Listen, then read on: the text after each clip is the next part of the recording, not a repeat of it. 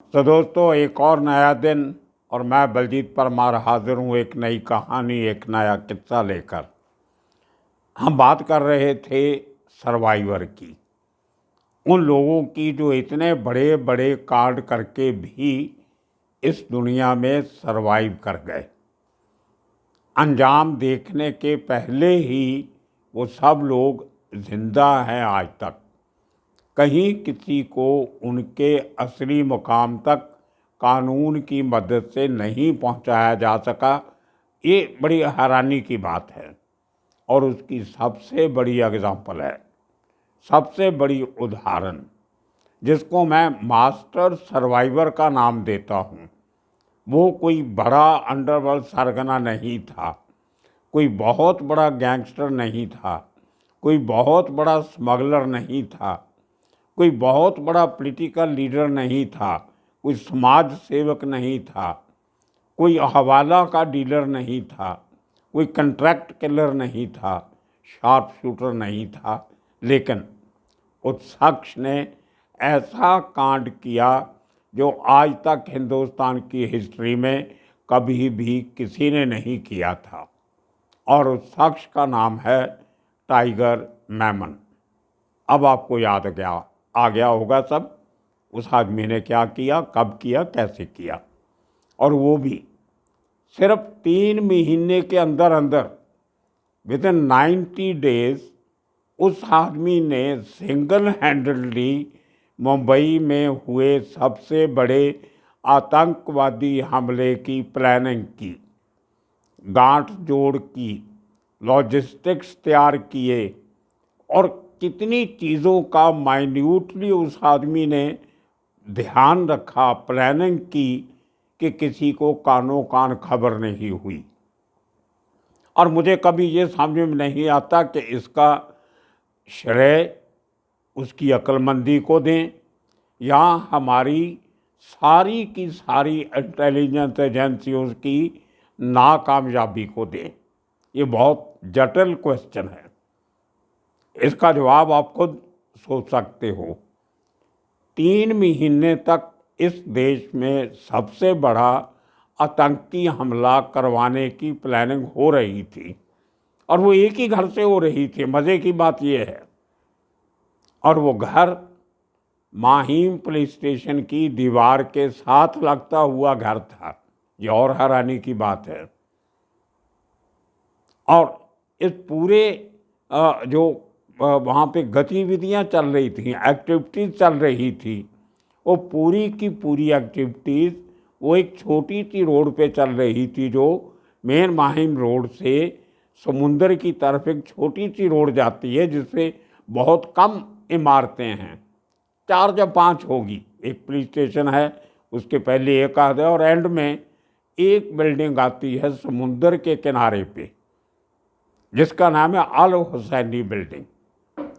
वो बिल्डिंग पूरी की पूरी, शायद टॉप के फ्लोर के 1 या 2 फ्लैट, कुछ और लोग रहते थे, बाकी पूरी बिल्डिंग एक ही परिवार के पास थी।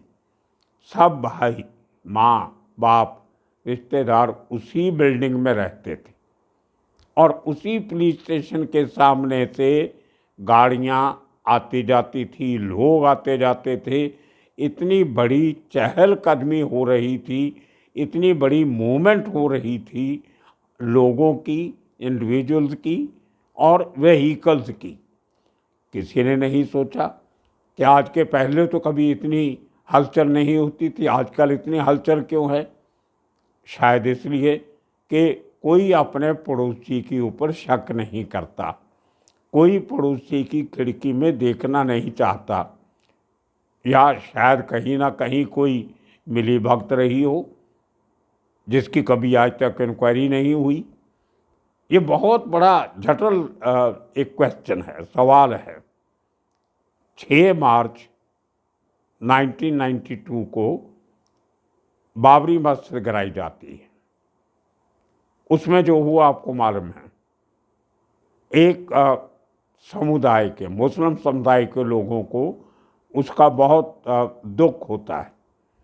उसके लिए उनके दिलों में एक गुस्सा पैदा होता है लेकिन वो गुस्सा तो पूरे हिंदुस्तान में होना चाहिए था। मुंबई के एक परिवार के लोगों को इतना ज़्यादा गुस्सा क्यों आया कि उन्होंने अपने ऊपर ये जिम्मेदारी ले ली कि हम इसका बदला लेंगे। गुस्सा तो आता है, हर धर्म के लोगों को आएगा, लेकिन उसका इतना बड़ा बदला लेना एक ही परिवार से, मैं दोबारा ये बात इसलिए कर रहा हूँ कि एक ही परिवार के सदस्यों ने इतनी बड़ी जिम्मेदारी अपने सर पे क्यों ले ली, जिस सवाल का जवाब आज तक किसी को नहीं मिला। कोर्ट ने कहा, डिफरेंट अदालतों ने कहा कि मुंबई में जो बॉम्ब ब्लास्ट हुआ वो उनकी धार्मिक फीलिंग जो हर्ट हुई थी उसका बदला लेने के लिए वो एक्शन हुआ। उसको कोई देशद्रोह का रंग ना दिया जाए। वो एपिसोड हमने थोड़े दिन पहले किया था कि बॉम्ब ब्लास्ट में देशद्रोह का केस क्यों नहीं बना। अब देखिए, जिस शख्स ने, अब हमें परिवार की बात तो करते हैं, लेकिन उस परिवार के लोग अपनी इंडिपेंडेंट सोच कितनी रखते थे ये भी देखने वाली बात है। क्या उस परिवार में सब सदस्यों की इंडिविजुअली कोई हैसियत थी या नहीं, या सिर्फ पूरे परिवार को एक आदमी अपनी दादागिरी से चला रहा था, अपनी धौंस से चला रहा था, अपने ताकत के बलबूते पे चला रहा था। मुझे कभी as a student of psychology ये बात कभी समझ में नहीं आई कि इतने लोगों में से कोई ना कोई शख्स, औरत, बच्चा ऐसा हो सकता था जो हमारे लोगों को, पुलिस को, एजेंसीज को बता देता कि इतनी बड़ी साजिश इस घर में बैठ के रचाई जा रही है, इसको पुलिस किसी तरह रोकिए। वो भी नहीं हुआ। कहीं ना कहीं इतना खौफ का माहौल था उस घर में कि उस फैमिली का कोई भी मेंबर टाइगर मेमन के खिलाफ बोलने को तैयार नहीं था। और टाइगर मेमन, जैसे मैंने कहा, कोई बहुत बड़ा क्रिमिनल या अंडरवर्ल्ड की फिगर नहीं था, वो कोई रिलीजियस प्रीचर नहीं था, वो कोई बहुत बड़ा कोई धार्मिक लीडर नहीं था, कोई सोशल वर्कर नहीं था, एक हार्ड कोर स्मगलर था। सारी उम्र उस आदमी ने स्मगलिंग की और डिफरेंट लोगों के साथ की। अब देखिए आप, उस आदमी ने इतनी बड़ी प्लानिंग की जो एक्चुअली इस केस का मास्टरमाइंड है, मुंबई ब्लास्ट का 93 के।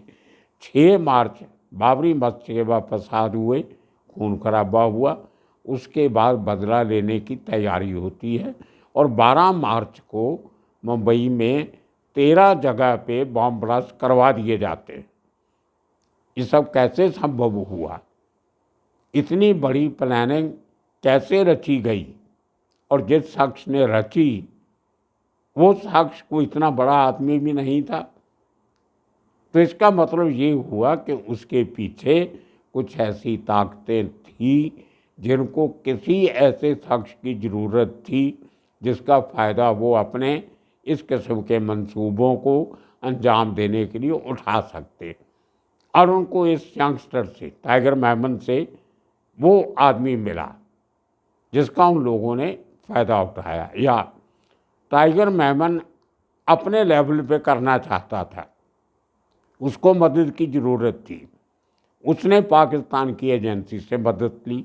दोनों में से एक बात होगी, लेकिन इन दोनों में से एक बात का खुलासा इतने सालों के बाद भी आज तक नहीं हो सका।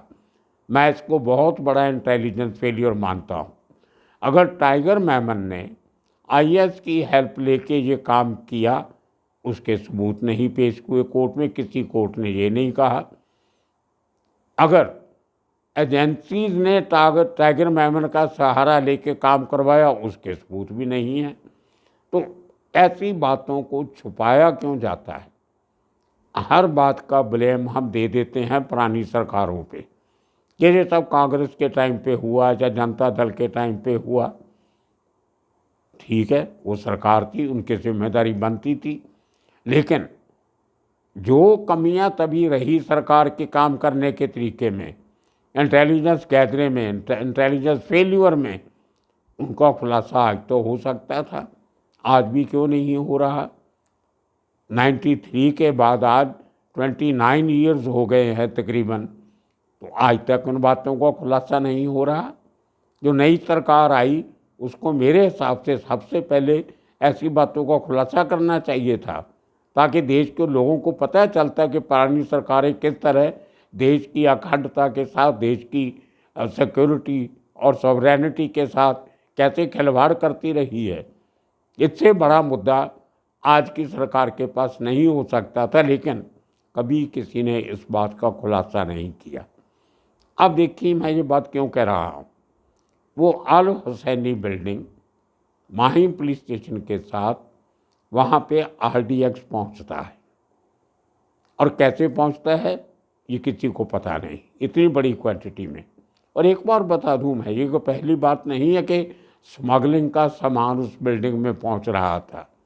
जिन लोगों ने मुंबई का वो एरिया देखा है, अल हुसैनी बिल्डिंग किसी ने देखी हो ना नहीं देखी हो, लेकिन मीलों दूर से आप बांद्रा से माहिम एंटर करो या दादर से माहिम एंटर करो या साइन एरिया से माहिम की तरफ आप आते हो या बांद्रा ईस्ट से आप आते हो एयरपोर्ट की तरफ से, तो बड़ी दूर से आपको एक बहुत बड़ा साइन, नियॉन लाइट जिसको कहते हैं, जलती हुई बत्तियां आपको नज़र आती थी, जिनमें लिखा होता था CD। एक बहुत बड़ी कंपनी की लोगो थी, बहुत बड़े शब्दों में लिखा होता था, कैपिटल C और D। और CD क्या है, ये पूरी रात जगता था ये साइन बोर्ड। असल में ये CD एक जिसको हम कहते हैं आइडेंटिफिकेशन मार्क था। जब समुंदर से, बड़े जहाज़ से छोटी किश्ती में सोना, ड्रग, इलेक्ट्रॉनिक गुड, जो भी स्मगलिंग का माल आता है, उस छोटी किश्ती को वो सामान कहाँ पे खाली करना है, जब शहर के अंदर की बड़ी इमारतों के बीच में से भी आपको मीलों से वो CD लिखा मिल जाता था, नज़र आता था, तो समुंदर के रास्ते से तो बहुत दूर से नज़र आता था। तो किश्तियाँ सीधा, जैसे समुद्र में लाइट हाउस बने होते हैं जो बोट्स को, जहाज़ों को रास्ता दिखाते हैं, उसी तरह CD एक पहचान पत्र था, एक आइडेंटिफिकेशन मार्क था कि उस बोट को सामान लेके उस CD वाली बिल्डिंग में जाना है। अब CD क्या है, ये उस समय पे मुंबई का या आसपास के इलाकों का सबसे बड़ा एक अपैरल ब्रांड था, जो मर्दों के कपड़े बनाती थी एक कंपनी, और उसका पूरा नाम था चिराग दीन। C से चिराग, D से दीन, चिराग दीन। बहुत बड़ा शोरूम था कुलाबा में उनका, वो भी समुद्र के किनारे कॉजवे पे। BST का जो बहुत हेडक्वार्टर था वहाँ पे, उसके बिल्कुल सामने फर्स्ट फ्लोर पे था शायद। उसी बिल्डिंग में हमारे एक मित्र हुआ करते थे जो कस्टम के प्रेमी थे।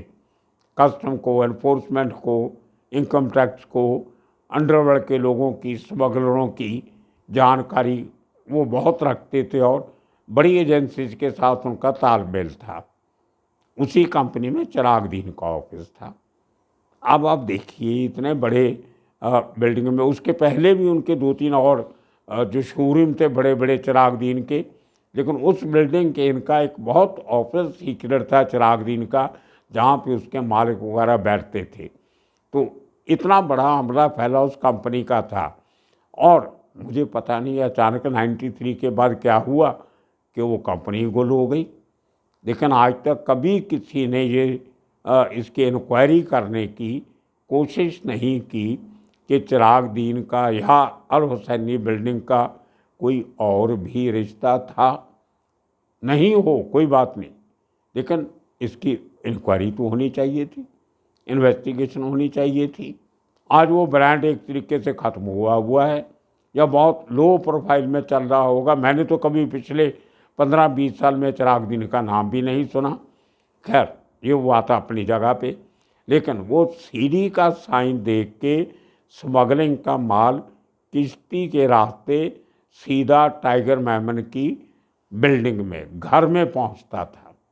इसी तरह आरडीएक्स पहुंचा। और देखिए, उस आदमी के 3 महीने की इस एक्टिविटी की किसी को कोई खबर नहीं लगी। जब कनाडा में कनिष्का क्रैश हुआ, उसमें 3-4 सरदार लोग पकड़े गए, सिख लोग, जिन पे इल्ज़ाम लगा कि उन्होंने वो जहाज़ को गिराने की साजिश की। और उनको जब बरी किया गया 4 से कोर्ट में, कैनेडियन कोर्ट में, उसमें एक बात बहुत इंटरेस्टिंग थी, अगर आप वो जजमेंट पढ़ें तो उसमें जज ने कहा कि इन लोगों ने जो कुछ किया उसके पहले जो इंटेलिजेंस इनपुट्स थे उनको पूरी तरह से ध्यान में रखने में कैनेडियन इंटेलिजेंस फेल हुई। कैनेडियन इंटेलिजेंस ने उन इनपुट्स के ऊपर काम नहीं किया। उनको इस बात की खबर थी कि इस पार्टिकुलर फ्लाइट में एक विस्फोटक पदार्थ रखा हुआ है जो बम के रूप में फट जाएगा, लेकिन फिर भी एजेंसी ने उसको ढूंढने की कोशिश नहीं की। वो सबसे बड़ा कारण था कि उसमें वो लोग जो इन्वॉल्व थे उनको बरी करना पड़ा। इसी तरह 93 के इस ब्लास्ट में एजेंसीज को पता ही नहीं था कि क्या हो रहा है। और मुझे हैरानी इस बात की होती है कि आज तक तकरीबन 30 साल होने को आए, आज तक किसी भी ऐसे शख्स की रिस्पॉन्सिबिलिटी फिक्स नहीं की गई कि आपने इतनी बड़ी हरकत को नज़रअंदाज कैसे किया। ये बड़ी हैरानी की बात है। और सबसे बड़ी बात, जिस शख्स के घर में आरडीएक्स पहुंचा, पूरी बिल्डिंग में पूरी family, ground floor, first floor, second floor, third floor, fourth floor, 5 floor, और वहाँ पे सब फैमिली रहती है। 13 बम वहाँ पे असेंबल किए जाते हैं। उनको एक गाड़ियों में रखा जाता है, स्कूटर में रखा जाता है, और वहाँ से 13 तारीख की सुबह को उनको डिस्पैच किया जाता है मुंबई की डिफरेंट जगह पे, जहाँ पे वो जाके ब्लास्ट होते हैं। लेकिन उसके एक दिन पहले, कुछ 20 घंटे पहले ब्लास्ट होने के, पूरी फैमिली हिंदुस्तान छोड़ के भाग गई होती है। कमाल की बात है, ब्लास्ट एक दिन बाद में होते हैं और पूरी फैमिली पहले छोड़ के चली जाती। और उसके बाद में अल्टीमेटली बहुत सालों के बाद में उस फैमिली के कुछ मेंबर्स, जिनमें एक याकूब मेमन था, वो अपनी फैमिली के साथ, उसकी वाइफ, बच्चे, इस किस्म से आधी फैमिली वापस आती, जो बड़ी सस्पिशियस सर्कमस्टांसेस में दिल्ली रेलवे स्टेशन पर पकड़ी जाती है। अब कमाल की बात है, जो फैमिली इतना बड़ा ब्लास्ट करवाने के बाद बाहर भाग जाती है, वो आएगी तो दिल्ली स्टेशन में पकड़ी जाएगी। खैर, उस आदमी को फांसी होगी, एंड में आपको सब किस्सा मालूम है। लेकिन जिस शख्स ने इस पूरे कांड को अंजाम दिया, आज उस आदमी को भारत लाने की बात कोई नहीं करता। क्या आपने कभी सुना है आज तक? हर तीसरे दिन खबर आएगी, नीरव मोदी वापस कब आएगा, विजय मल्ल्या वापस कब आएगा, फलां आदमी कब वापस आएगा, दाऊद इब्राहिम कब वापस आएगा, छोटा शकील कब वापस लाया जाएगा। कभी किसी ने आज तक सोचा कि टाइगर मेमन कब वापस आएगा? ये बहुत बड़ा सवाल है। क्या डील थी उसके साथ हमारे लोगों की कि आप अपनी आधी फैमिली को भेज दो, एक आध को कानून की सज़ा मिल जाएगी, बाकी फैमिली कहीं भी रहे, हमें को लेना देना नहीं। 93 बॉम्ब ब्लास्ट का मास्टरमाइंड सिर्फ टाइगर मेमन है। बहुत लंबी बहस है, लंबी चौड़ी, ये 20-25 मिनट में नहीं हो सकती। लेकिन मुद्दा की बात यह है कि उस ब्लास्ट के मास्टरमाइंड को वापस लाने की कभी बात नहीं होती। और वो आदमी आज के दिन में उसी कराची शहर में रहता है जहाँ दाऊद इब्राहिम रहता है। बहुत बड़ा बिजनेस चला रहा है, अपनी प्राइवेट याट रखी हुई हैं, लग्जरी गाड़ियाँ, बड़े बड़े घर, बिजनेस, अरबों करोड़ोंपति बना हुआ है। लेकिन उसको वापस लाने की बात कोई नहीं करता। इसलिए मैं मानता हूँ सर्वाइवल स्किल्स। टाइगर मेमन के पास मेरे हिसाब से दाऊद इब्राहिम से भी बड़ी सर्वाइवल स्किल है, जिसकी वजह से वो आज तक बचा हुआ है। इसी तरह के आने वाले दिनों में किस्से कहानियाँ लेके फिर हाजिर होंगे। तब तक के लिए आप सबका शुक्रिया, धन्यवाद।